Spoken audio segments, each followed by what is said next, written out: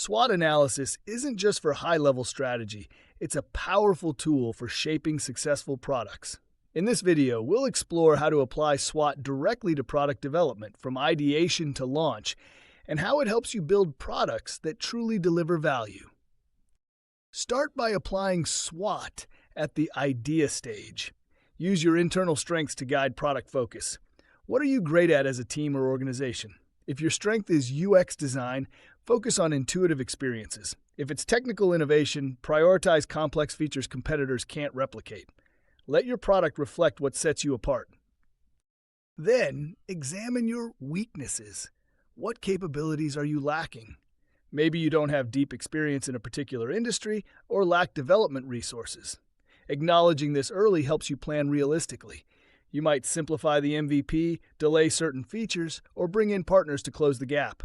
SWOT keeps you honest and helps avoid overreach. Use SWOT to validate opportunities. What's changing in the market?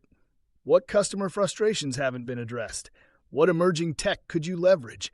These signals help you align product development with real demand.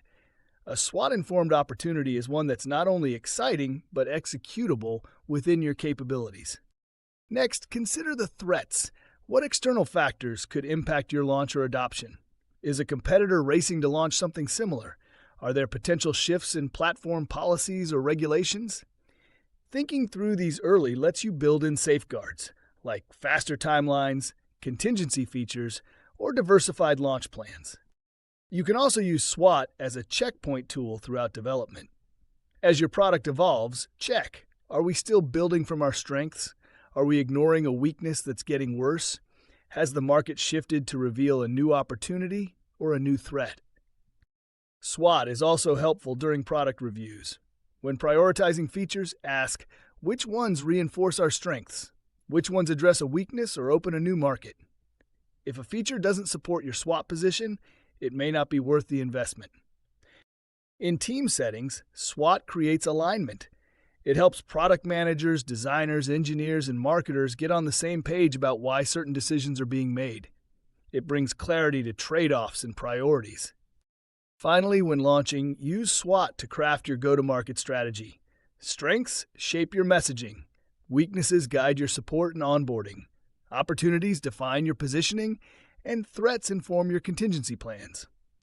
Great products don't just solve problems, they are built with intention.